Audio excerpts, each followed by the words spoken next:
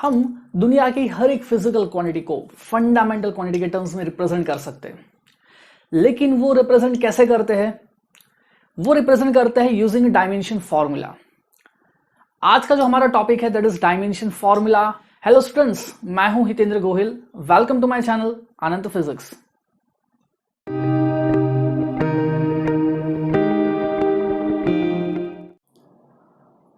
हम दुनिया की हर एक फिजिकल क्वांटिटी को हम फंडामेंटल क्वांटिटी के टर्म्स में रिप्रेजेंट कर सकते हैं।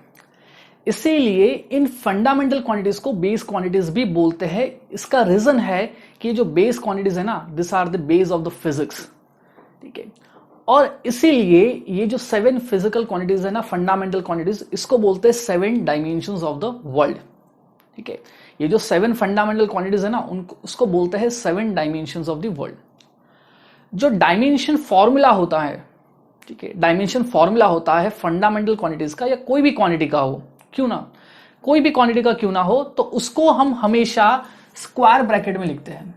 ठीक है, जो डायमेंशन होता है वो हमेशा हम स्क्वायर ब्रैकेट में लिखते हैं। जैसे सबसे पहले देखते हैं कि जो फंडामेंटल क्वांटिटीज है उनका डायमेंशन क्या है। जैसे starting from the first, dimension of मास। जो मास होता है वो किसी और के ऊपर डिपेंड नहीं करेगा, तो मैं इसको लिखूंगा m, और यहां पे पावर कितनी है? बाय डिफॉल्ट 1 है। जो सेकंड क्वांटिटी है लेंथ, तो that is dimension of quantity length. Length को हम रिप्रेजेंट करते हैं L से, इसलिए इसका जो डायमेंशन फॉर्मूला हो जाएगा स्क्वायर ब्रैकेट में L से लिखेंगे। जो थर्ड है that is dimension of time. Dimension of time उसको लिखते हैं हम T से, कैपिटल T से। ठीक है, यहां पे जो फोर्थ है that is dimension of temperature. Temperature को हम रिप्रेजेंट करते हैं कैपिटल K से, इसलिए इसका जो डायमेंशन फॉर्मूला हो जाएगा that is K, capital K in square brackets. Fifth जो है दैट इज इलेक्ट्रिक करंट। तो dimension of electric current, electric current को हम A से रिप्रेजेंट करते हैं, इसलिए इसका जो डायमेंशन हो जाएगा वो हो जाएगा स्क्वायर ब्रैकेट में कैपिटल A। सिक्स्थ है dimension of amount of substance. Dimension of amount of substance, amount of substance को मोल से रिप्रेजेंट करते हैं MOL, लेकिन ये स्मॉल लेटर्स में ऐसे। जो लास्ट फिजिकल क्वांटिटी है, फंडामेंटल क्वांटिटी है, दैट इज लुमिनस इंटेंसिटी। तो डायमेंशन ऑफ लुमिनस इंटेंसिटी जो है वो हो जाएगा CD इन स्क्वायर ब्रैकेट। अब यहां पे जो है डायमेंशन लिखते वक्त हमें ये ध्यान रखना है कि मास भले कितना ही मेजर क्यों ना हो, छोटे से छोटा मास हो या बड़े से बड़ा मास, मास कितना ही क्यों ना हो, जो डायमेंशन होता है that is equals to m। ठीक है, हमें यहाँ पे ये हमें मतलब नहीं है कि हम कितना मेजरमेंट कर रहे हैं, छोटी क्वांटिटी है बड़ी क्वांटिटी है, हमें सिर्फ फिजिकल क्वांटिटी से मतलब है। And this are the dimensions of the fundamental quantities है। हम जो है अब दूसरी जितनी भी क्वांटिटीज है उसको फंडामेंटल क्वांटिटी के टर्म्स में रिप्रेजेंट कर सकते हैं यूजिंग द डायमेंशन फॉर्मूला। अब डायमेंशन फॉर्मूला क्या होता है? डायमेंशन फॉर्मूला और dimension of any physical quantity is the powers to which the fundamental quantities are raised to express that quantity. ठीक है, तो डायमेंशन फॉर्मूला का मतलब क्या होता है? डायमेंशन और dimension formula, dimension of any physical quantity, of any physical quantity is the powers to which, is the powers to which fundamental quantities are raised, fundamental quantities are raised to represent that quantity। कोई भी quantity है उसका dimension formula क्या represent करता है, क्या होता है? It is the powers to which fundamental quantities are raised. जैसे फॉर एग्जांपल यहां पे अगर मुझे फाइंड करना है dimension of area, dimension of area, तो उसको हम कैसे लिखते हैं? एरिया को मैं बोल दूंगा स्क्वायर ब्रैकेट में। This represents dimension of area. अब एरिया यहां पे ये मैटर नहीं करता आप कौन से ऑब्जेक्ट के लिए कौन से शेप का एरिया फाइंड करना है. It may be square, it may be triangle, it may be rectangle, it may be any polygon.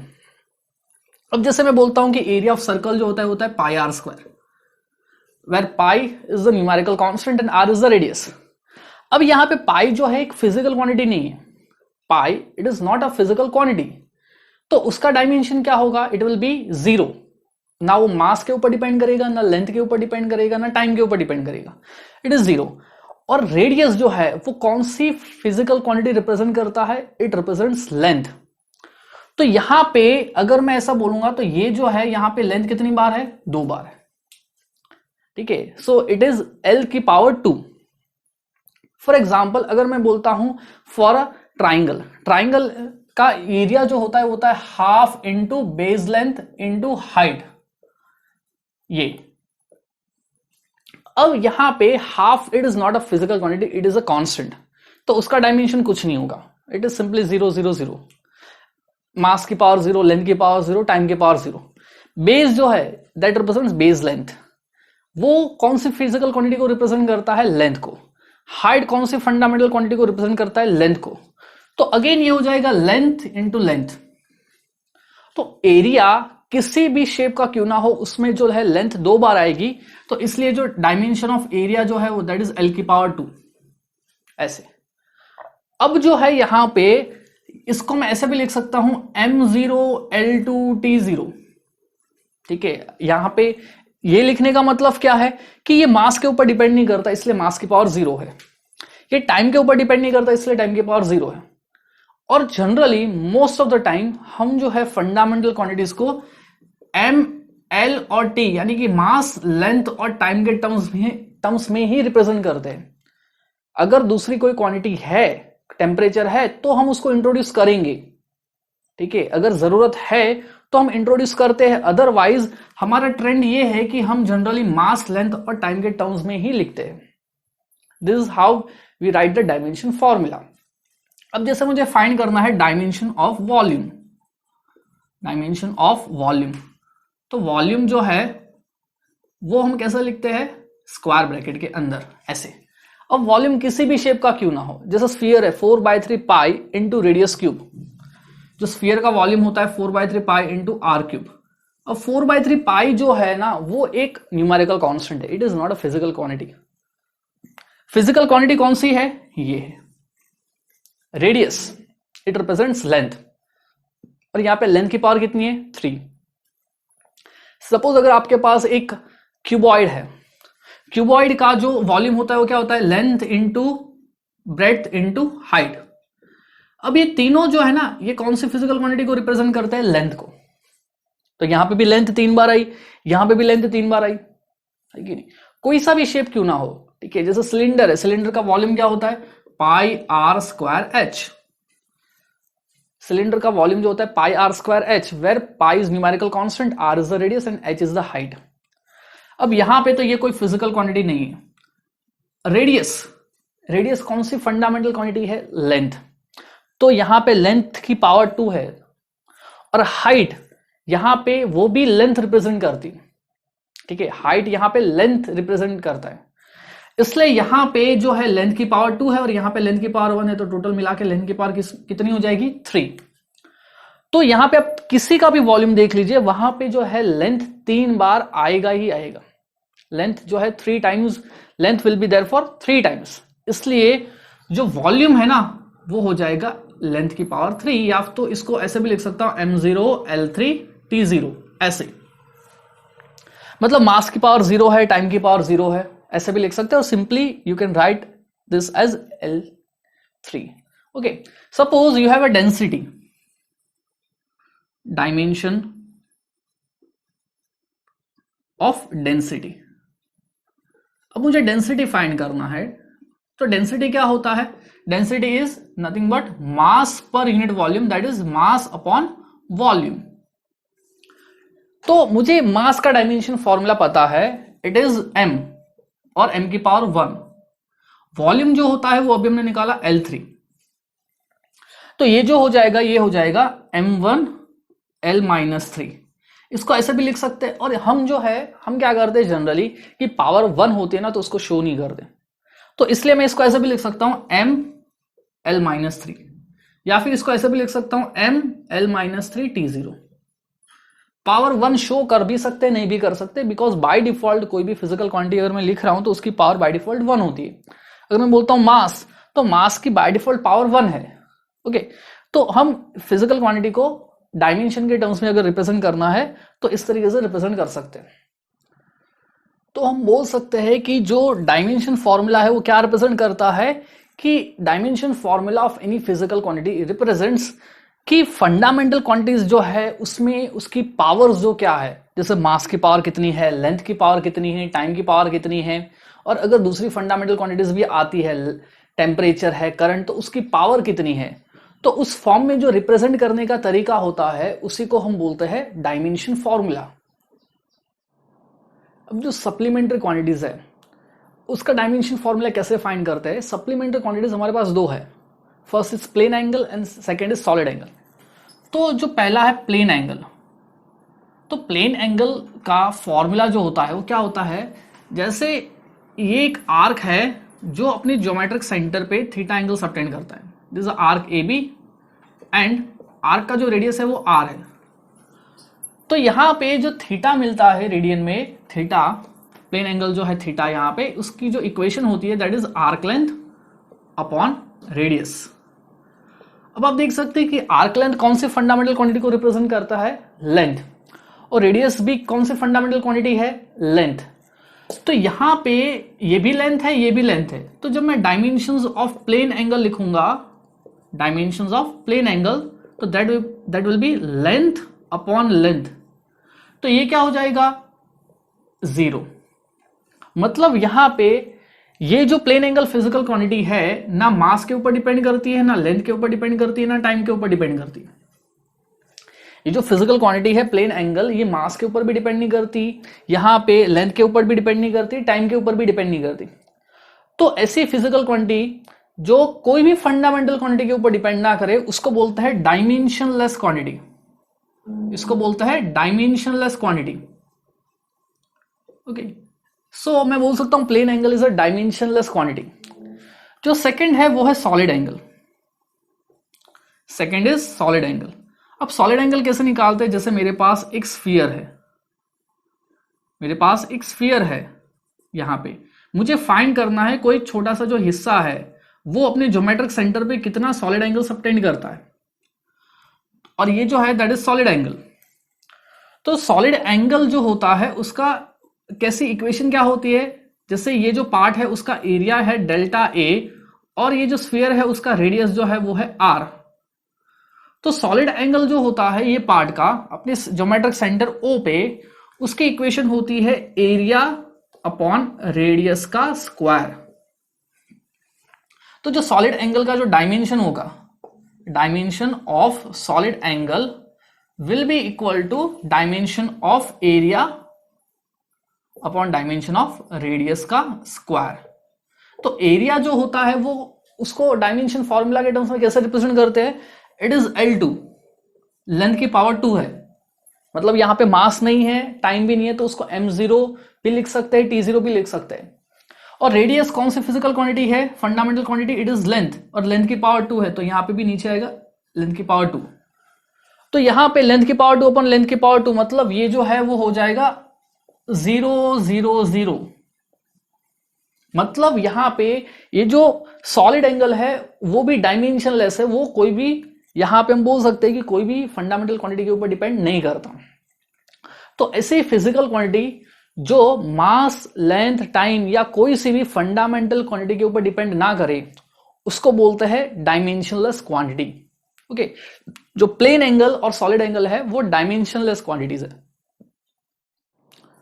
अब जो दूसरी डिराइव्ड क्वांटिटीज है उसका डायमेंशन फॉर्मूला देखिए कैसे फाइंड करते हैं। तो जैसे है स्पीड, और स्पीड की इक्वेशन क्या होती है, it is the distance travelled upon time taken. ठीक है, तो यहां पे मैं बोल सकता हूं कि जो डायमेंशन ऑफ स्पीड है that is equals to dimension of distance upon dimension of time. अब डिस्टेंस कौन सी फंडामेंटल क्वांटिटी है, लेंथ, और टाइम जो है दैट इज अ टाइम। तो यहां पे स्पीड जो है वो आएगा डिस्टेंस यानी कि लेंथ अपॉन टाइम।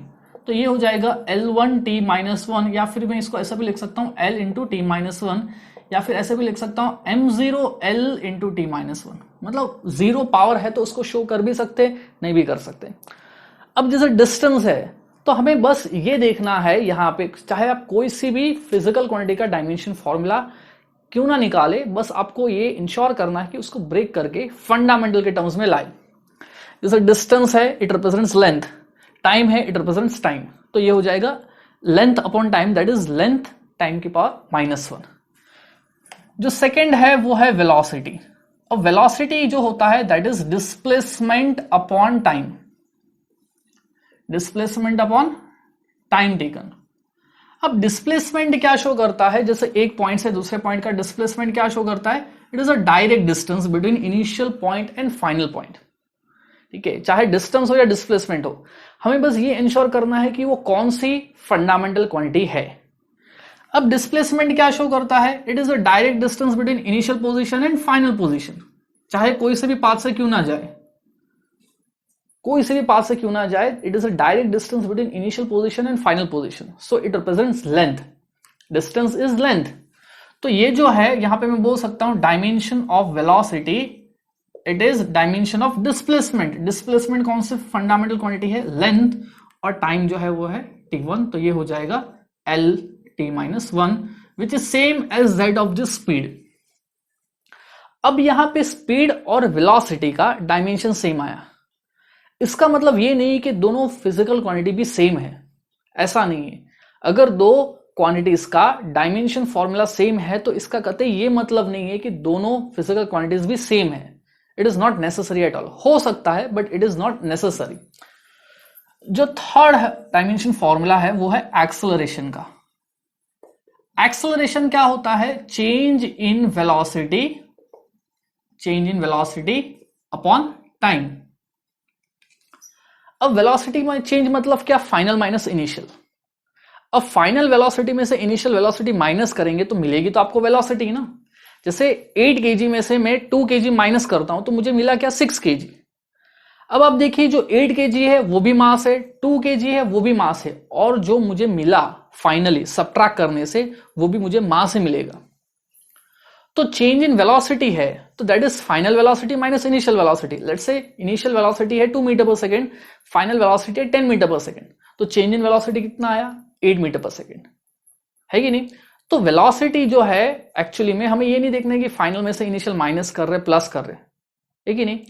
तो मास में से मास हम प्लस करेंगे तो भी हमें मास ही मिलेगा, वेलोसिटी में से हम वेलोसिटी कुछ माइनस करेंगे तो हमें जो रिजल्टेंट क्वांटिटी मिलेगी वो भी वेलोसिटी ही मिलेगी। तो यहां पे चेंज इन वेलोसिटी और वेलोसिटी का डायमेंशन सेम होगा, that is L1 t minus one upon time, यानी बाय डिफॉल्ट पावर 1 है, तो ये हो जाएगा L1 t माइनस टू, और simply I can write L t minus to ऐसे।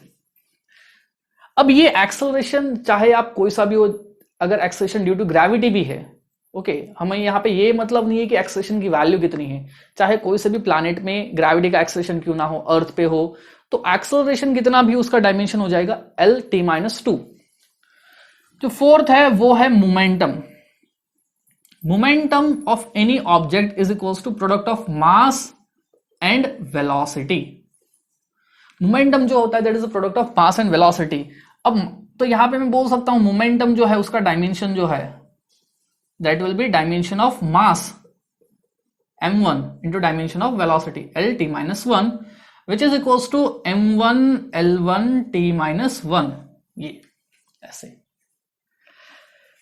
नेक्स्ट जो है वो है force. Force on any object, net force is given by mass into acceleration. The force on any object is given by mass into acceleration. तो जो force का dimension हो जाएगा that will be equals to dimension of mass m1 into dimension of acceleration जो अभी हमने निकाला L1 t minus 2, तो ये हो जाएगा m1 L1 t minus 2। ठीक है, this is a dimension of the fundamental quantities, sorry, this is a dimension of the this physical quantities. अब जो नेक्स्ट फिजिकल क्वांटिटी है वो है इंपल्स। इम्पल्स जो होता है it is equal to force into time. तो जो डायमेंशन फॉर्मूला होगा इम्पल्स का वो होगा डायमेंशन ऑफ फोर्स। फोर्स का डायमेंशन अभी हमने निकाला m1 l1 t-2 into time t1। तो ये जो है ये हो जाएगा m1 l1 t-1 और मैं इसको ऐसे भी लिख सकता हूं ml t-1। तो जैसे आप देख सकते हैं कि जो मोमेंटम का डायमेंशन आया था दैट इज ml t-1 और इम्पल्स जो है उसका भी डायमेंशन सेम है। ओके, जो नेक्स्ट फिजिकल क्वांटिटी है वो है वर्क। वर्क होता है फोर्स इनटू डिस्प्लेसमेंट। ठीक है, वर्क जो होता है वो होता है फोर्स इनटू डिस्प्लेसमेंट। तो जो डायमेंशन ऑफ वर्क होगा that will be dimension of force m l t-2 और m1 l1 t-2 into displacement. Displacement represents length, तो लेंथ की पावर 1 है। तो ये हो जाएगा m1 l2 t-2। ठीक है, this is the dimension formula for work. जो नेक्स्ट फिजिकल क्वांटिटी है वो है काइनेटिक एनर्जी। काइनेटिक एनर्जी होता है half M V square, where M is mass and V is speed. और जो हाफ है वो एक फिजिकल क्वांटिटी नहीं है। अब ऐसी बहुत सारी इक्वेशन जो है हम उसमें देखेंगे कि न्यूमेरिकल कांस्टेंट आएंगे। तो जो न्यूमेरिकल कांस्टेंट है उससे हमें कोई मतलब नहीं है, बिकॉज हमें सिर्फ यही आइडेंटिफाई करना है कि जो भी इक्वेशन हम लिख रहे हैं उसमें फिजिकल क्वांटिटी क्या है, वही हमें आइडेंटिफाई करना है। जैसे यहाँ पे मास है और स्पीड का स्क्वायर है, तो मैं डायमेंशन ऑफ काइनेटिक एनर्जी है उसको मैं कैसे लिखूंगा?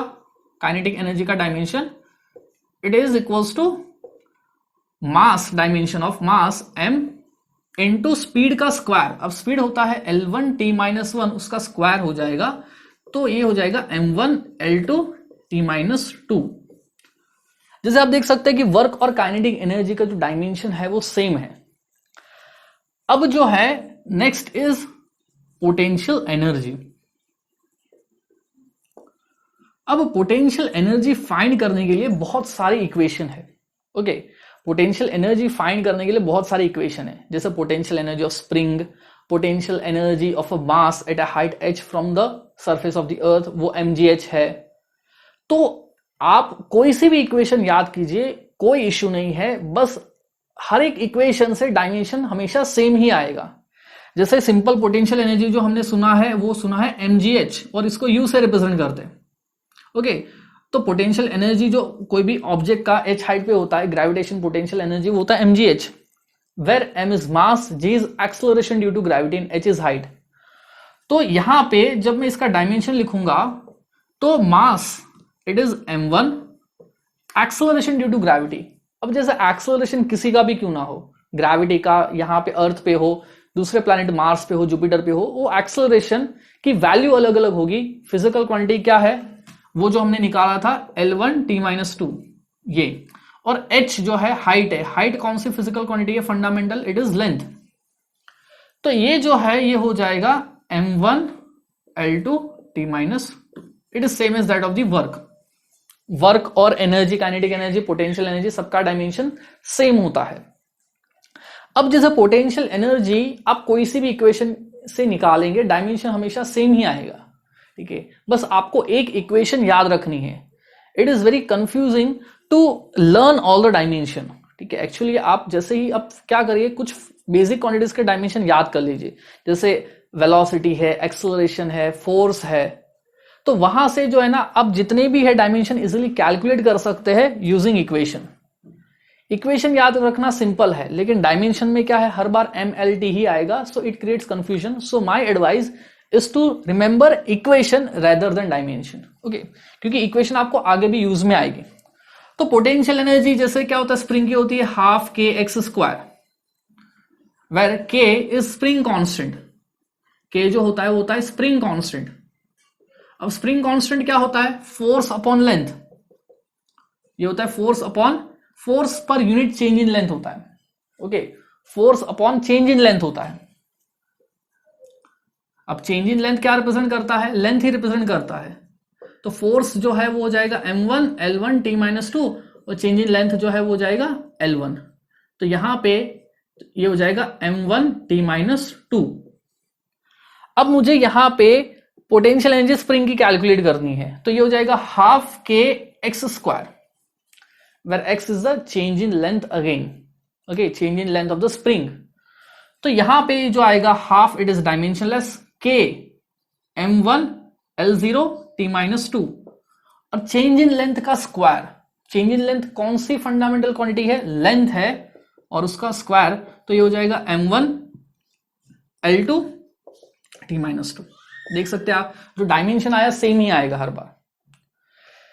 नेक्स्ट जो है दैट इज पावर। पावर जो उसको P से रिप्रेजेंट करते हैं, और इसकी जो इक्वेशन है वो है work upon time, it is rate of doing work. Power जो है that is rate of doing work, that is work upon time. अब यहां पे जब मैं डायमेंशन ऑफ पावर फाइंड करूंगा, उसको मैं P से लिख लेता हूं। तो वर्क जो है उसका डायमेंशन अभी हमने निकाला, m1 l2 t-2, m1 l2 t-2 upon time, time जो है वो जाएगा t1। तो इसका डायमेंशन जो आएगा m1 l2 t-3, ठीक है, this is the dimension of power. ये जो नेक्स्ट फिजिकल क्वांटिटी है वो है moment of inertia, it is moment of inertia, और उसकी जो वैल्यू होती है मास इनटू रेडियस का स्क्वायर। मोमेंट ऑफ इनर्शिया को जनरली आई से रिप्रेजेंट करते हैं, ठीक है, मोमेंट ऑफ इनर्शिया को जनरली आई से रिप्रेजेंट करते हैं, इसलिए मैं यहां पे लिख देता हूं आई। तो जो इसका डायमेंशन होगा, dimension formula of moment of inertia, that will be dimension of mass into radius का स्क्वायर। अब रेडियस जो है वो लेंथ है, तो लेंथ का स्क्वायर ये हो जाएगा m1 l2, और इसको मैं ऐसे भी लिख सकता हूं m1 l2 t0। ये जो नेक्स्ट फिजिकल क्वांटिटी है वो है angular velocity, it is angular velocity, इसको ओमेगा से रिप्रेजेंट करते हैं, it is represented using a letter omega. अब एंगुलर वेलोसिटी क्या होता है, it is the angle covered upon time taken, it is angle covered upon time taken. तो angle जो है उसका डायमेंशन जो है वो तो डायमेंशन लेस है, m0 l0 t0, और टाइम का डायमेंशन है t1, तो ये हो जाएगा m0 l0 t-1, और simply I can write t-1 ऐसे। दिस इज एंगुलर वेलोसिटी, और एंगुलर वेलोसिटी और एंगुलर स्पीड जो है वो सेम ही है, तो डायमेंशन सेम ही आएगा।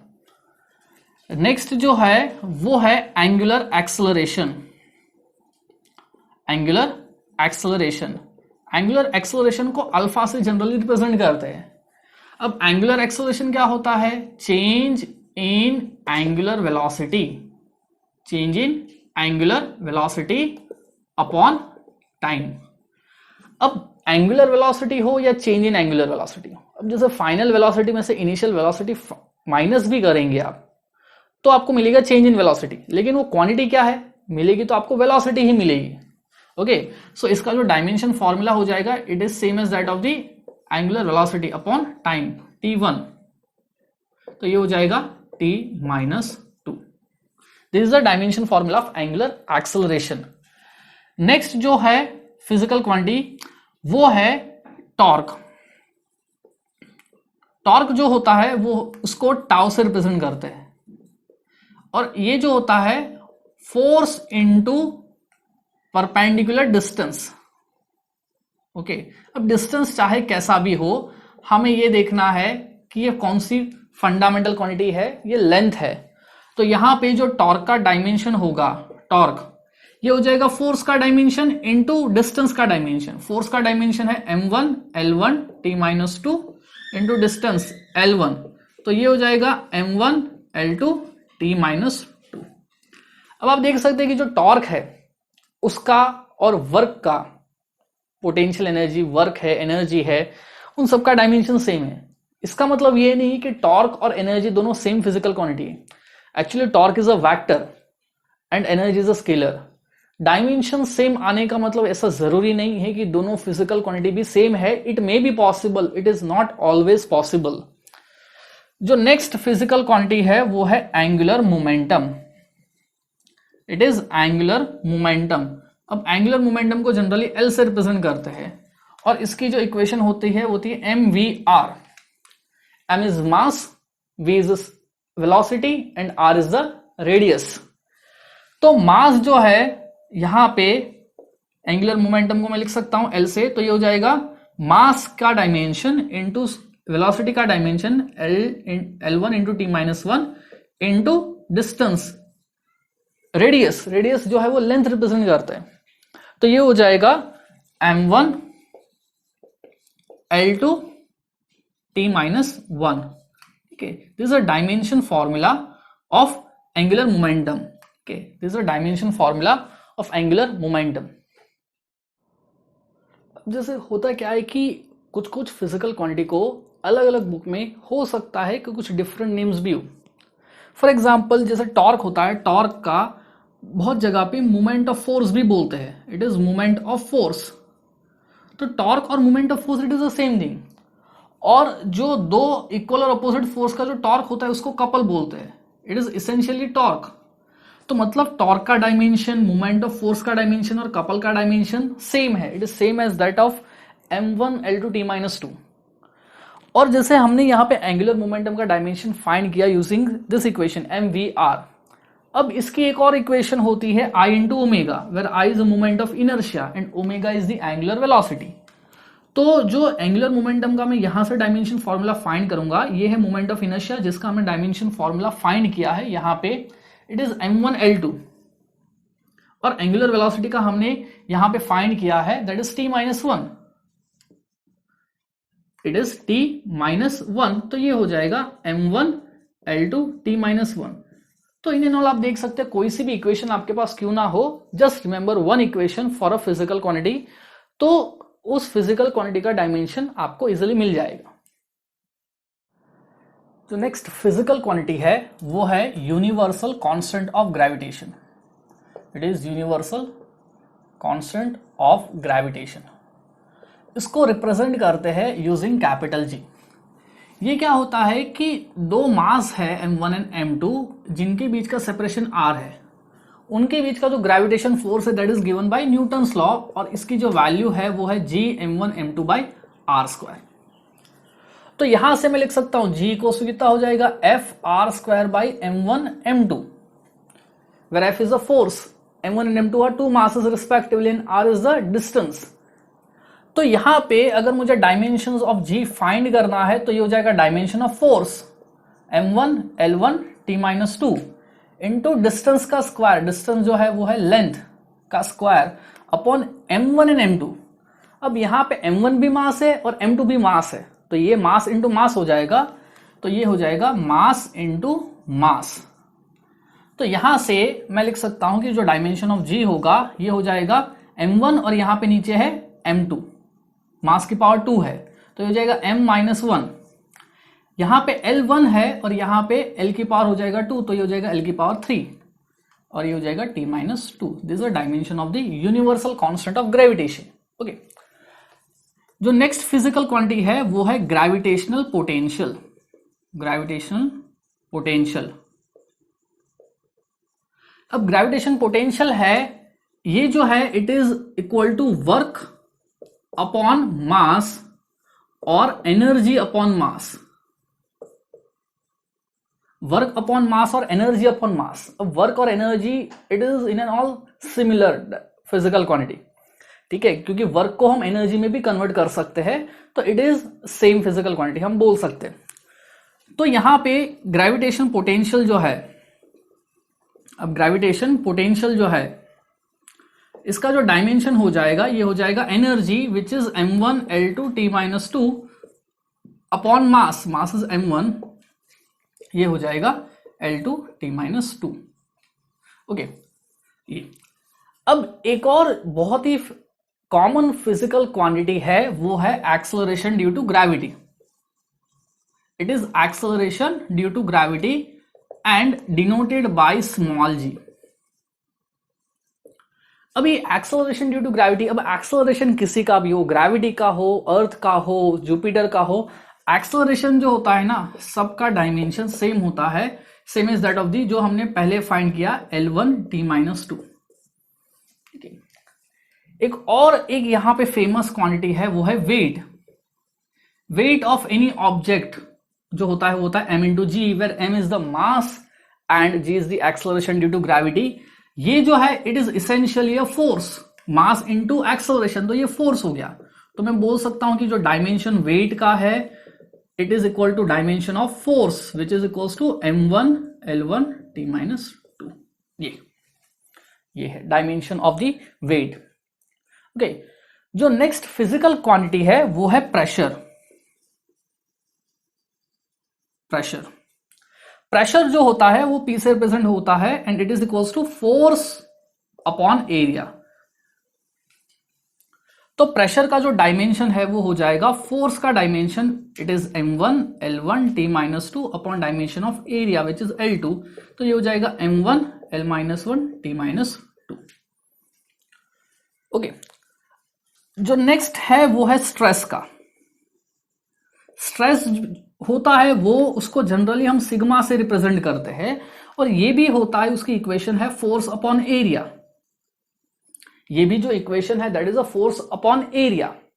ओके, तो ये और ये जो डायमेंशन है वो सेम आएगा, तो मैं बोल सकता हूं dimension of stress is equal to dimension of pressure which is m1 l minus 1 t minus 2।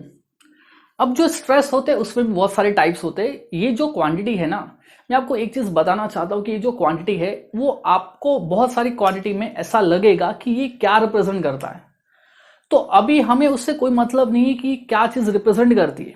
अब जैसे जैसे हम आगे के चैप्टर्स पढ़ते जाएंगे तो हमें क्लियर होते जाएगा कि ये जो फिजिकल क्वांटिटी है वो एक्चुअली क्या चीज रिप्रेजेंट करती है, हम इसका जो मीनिंग है वो क्या होता है, कंसेप्ट क्या होता है, ये हमें आगे के चैप्टर्स जब भी हम पढ़ते जाएंगे ना तो उसमें हमें अपने आप जो है वो क्लियर होते जाएगा।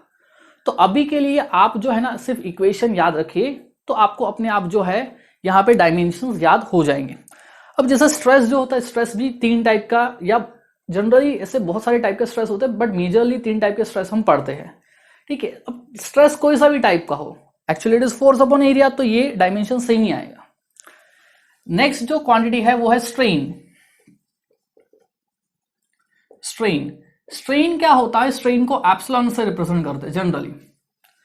स्ट्रेन क्या होता है, it is a change in dimension upon original dimension. It is change in dimension upon original dimension, मतलब change in length upon original length, change in volume upon original volume, ये है। तो ऊपर भी लेंथ आएगा नीचे भी लेंथ आएगा, ऊपर भी वॉल्यूम आएगा नीचे भी वॉल्यूम आएगा, तो सेम फिजिकल क्वांटिटी है न्यूमरेटर और डिनोमिनेटर में। तो ये जो है ये हो जाएगा dimensionless, m0 l0 t0। Okay, सो यहां पे जो है strain is a dimensionless quantity just like a plane angle and solid angle. अब जो नेक्स्ट फिजिकल क्वांटिटी है वो है सरफेस टेंशन। सरफेस टेंशन, और उसको जनरली एस से रिप्रेजेंट करते हैं। सरफेस टेंशन होता है it is equals to force upon length, it is equals to force upon length, और इसका एक और इक्वेशन होता है एनर्जी अपॉन एरिया, दोनों से सेम ही डायमेंशन आएगा। तो यहां पे मैं बोल सकता हूं dimension of S equals to dimension of force m1 l1 t minus 2 upon dimension of length which is equals to m1 l0 t minus 2। Okay, this is dimension of the surface tension. जो next है वो है viscosity और coefficient of viscosity. Viscosity जो होता है it is a fluid friction, और उसको ईटा से रिप्रेजेंट करते हैं।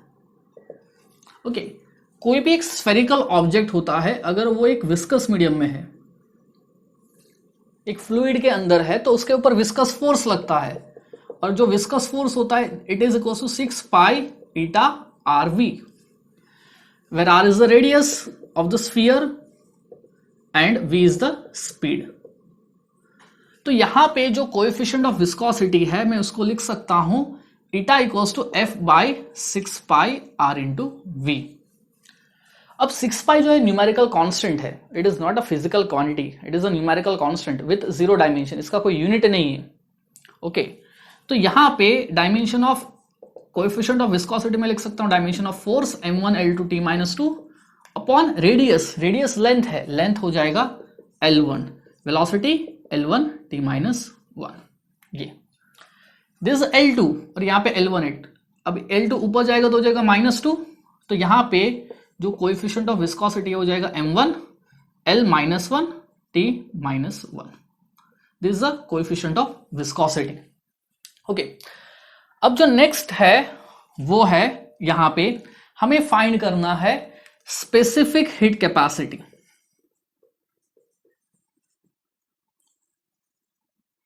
इसको भी S से रिप्रेजेंट करते हैं. ओके, रिप्रेजेंटेशन लेटर हमें इंपॉर्टेंट नहीं है, बस हमें ये देखना है कि फिजिकल क्वांटिटी क्या है. जैसे ये क्या है कि कोई भी ऑब्जेक्ट है, इसका मुझे टेम्परेचर चेंज करना है, तो कितनी हीट देनी पड़ती है. It is given by delta Q equals to M S delta T. Delta Q is the M S delta T, where delta Q is the heat supplied. Heat is a form of energy. M is mass and delta T is the change in temperature. It is change in temperature. Okay, तो यहां पे S जो है it is specific heat capacity. Okay, it is a specific heat capacity. तो यहां पे S जो है ये हो जाएगा delta Q by M delta T. तो मैं यहां पे लिख सकता हूं कि जो डायमेंशन है स्पेसिफिक हीट कैपेसिटी का, it is equal to dimension of heat energy which is m1 L2 T-2 upon mass is m1 and temperature. अब यहां पे टेम्परेचर भी इंट्रोड्यूस हुआ है. अभी तक हम MLT में लिखते थे, अब यहां पे टेम्परेचर भी इंट्रोड्यूस हुआ है, तो उसको मैं लिखूंगा K से. तो ये हो जाएगा L2 T-2 K-1. It is the specific heat capacity. दूसरा जो एक है वो है लेटेंट हीट. जब भी कोई सब्सटेंस जो है वो फेज चेंज करता है, जैसे सॉलिड से लिक्विड, लिक्विड से गैस, तो उसमें क्या होता है, उसका टेम्परेचर सेम रहता है, बस उसमें क्या होता है, फेज चेंज होता है. जैसे ये m मास का सब्सटेंस है, उसको अगर मुझे फेज चेंज कराना है तो उसमें हीट चाहिए. If Q is the amount of heat required, let's say if delta Q, it is the amount of heat required to change the phase of m mass of substance. तो जो latent heat होती है delta Q equals to equal होता है m into L, where L is the latent heat.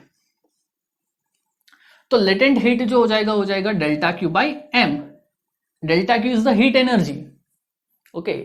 अब यहां पे मैं जस्ट आपको इंफॉर्मेशन के लिए बता रहा हूं कि ये चीज क्या होती है. जस्ट आपको ये इक्वेशन याद रखनी है. Heat energy upon mass, heat energy is m1 L2 T-2 upon mass is m. तो ये हो जाएगा L2 T-2. This is the dimension formula of the latent heat. अब जो लेटेंट हीट होती है उसमें भी लेटेंट हीट ऑफ वेपराइजेशन होता है, कंडेंसेशन होता है. ठीक है, चाहे कोई सा भी प्रोसेस हो, सबके लिए सेम ही होता है. अब कुछ ऐसी क्वांटिटीज है जिसका हमें डायमेंशन फॉर्मूला फाइंड करना है. जैसे यहाँ पे गिवन है कि find the dimension of universal gas constant and second is Stefan's constant. अब ये जो कांस्टेंट है, एक्चुअली ये कांस्टेंट न्यूमेरिकल कांस्टेंट नहीं है. जैसे मैं बोलता हूँ कि एक नंबर है 7, अब उसके पीछे कोई एक यूनिट नहीं है. It is not a physical quantity, it is just a number. लेकिन ये जो कांस्टेंट है it is constant with units. तो इसका यूनिट होगा तो कुछ डायमेंशन भी होगा. It represents a quantity. जो एक सिंपली न्यूमेरिकल कांस्टेंट होता है वो एक क्वांटिटी नहीं है, उसका डायमेंशन m0 L0 T0 होता है. यहां पे ये न्यूमेरिकल कांस्टेंट नहीं है, हमें इसका डायमेंशन फाइंड करना है. जैसे सबसे पहले यूनिवर्सल गैस कांस्टेंट, उसको R से रिप्रेजेंट करते हैं. आइडियल गैस इक्वेशन होती है PV इक्वल्स टू होता है nRT, where P is pressure, V is volume, N is number of mole, T is temperature and R is the universal gas constant. तो मैं R को लिख सकता हूं PV by N into T. अब यहां पे देख सकते हैं कि ये भी एक फंडामेंटल क्वांटिटी है, अमाउंट ऑफ सब्सटेंस, जिसको मेजर करते हैं मोल में. और यहां पे ये temperature, it is also fundamental quantity, उसको हम केल्विन में मेजर करते हैं. तो यहां पे अगर मुझे इसका डायमेंशन फॉर्मूला फाइंड करना है, it is equal to dimension of pressure m1 L-1 T-2, volume L3, number of mole MOL, temperature K1 या K, मोल की पावर 1 या सिंपली मोल. तो ये हो जाएगा m1 L2 T-2 mole -1 kelvin -1 K-1. This is the dimension formula of the universal gas constant R. अब इसकी कुछ न्यूमेरिकल वैल्यू भी होती है, हमें अभी के लिए वो वैल्यू कितनी है हमें फाइंड नहीं करना है. ओके, जो नेक्स्ट है वो है स्टीफन्स कांस्टेंट। ओके, ये स्टीफन्स कांस्टेंट क्या होता है कि कोई भी ऑब्जेक्ट है, जैसे इट इज, लेट्स से कि एक ऑब्जेक्ट है, ब्लैक बॉडी है। ब्लैक बॉडी क्या है, will study in the later chapter. तो इसका जो रेट ऑफ एमिशन है, power, the rate of heat emission, the rate of emission of heat energy, power P, it is equals to sigma A T की power 4, where P is a power, T जो है वो temperature है इसका, A जो है उसका area है, सरफेस एरिया है, और सिग्मा जो है हमारा स्टीफन्स कांस्टेंट है। तो सिग्मा जो है ये हो जाएगा पावर अपॉन एरिया T की पावर 4। ये पावर है, it is not a pressure, ठीक। ओके, पावर जो होता है m1 L2 T minus 3, area होता है L2 और टेम्परेचर होता है K की power 4। Don't get confuse with the T here and T here. ये जो है एक इक्वेशन है, और यहां पे टेम्परेचर जो है उसको मैंने T से रिप्रेजेंट किया।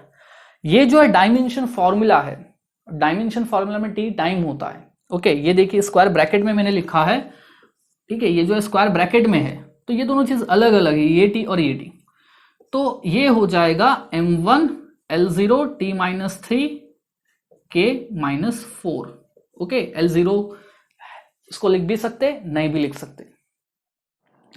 अब जैसे यहाँ पे मुझे कुछ क्वांटिटीज का डायमेंशन फॉर्मूला फाइंड करना है, electric charge, electric field, electric potential, electrical resistance और कैपेसिटेंस।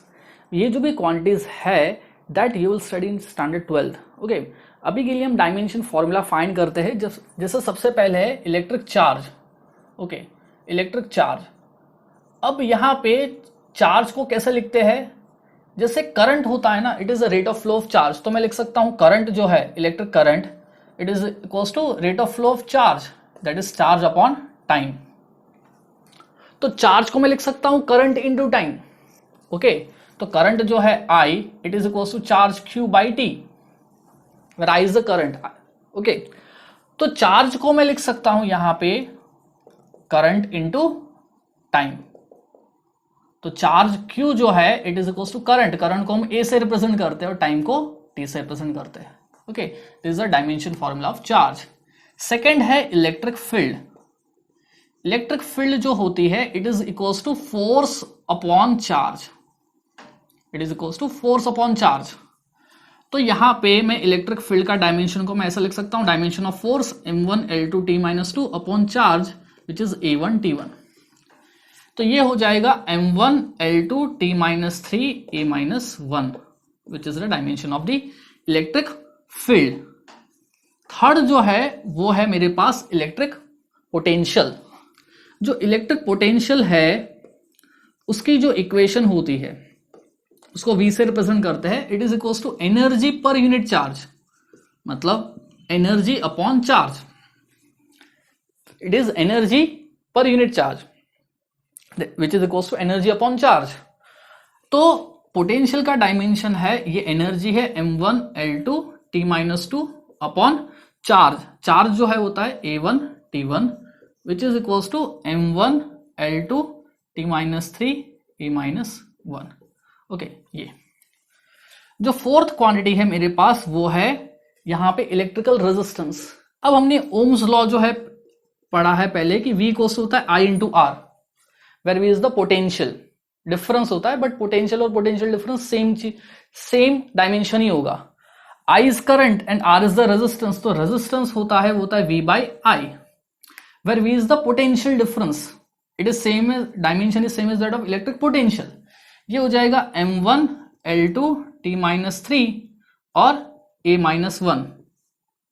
ओके, और करंट, करंट क्या होता है A1, तो ये हो जाएगा m1 L2 T minus 3 A minus 2। This is the dimension of the electrical resistance R, इसको जनरली R से रिप्रेजेंट करते हैं। ओके, जो फिफ्थ है मेरे पास है वो एक कैपेसिटेंस, और कैपेसिटेंस जो होता है capacitance C, it is equals to charge upon electric potential, charge upon electric potential. Charge जो है वो होता है A1 T1, अभी हमने फाइंड किया है, चार्ज जो है हमने फाइंड किया A1 T1, और इलेक्ट्रिक पोटेंशियल जो है, इलेक्ट्रिक पोटेंशियल ये है M1 L2 T-3 A-1। तो ये हो जाएगा M-1 L-2 T4 A2। This is the dimension of the capacitance.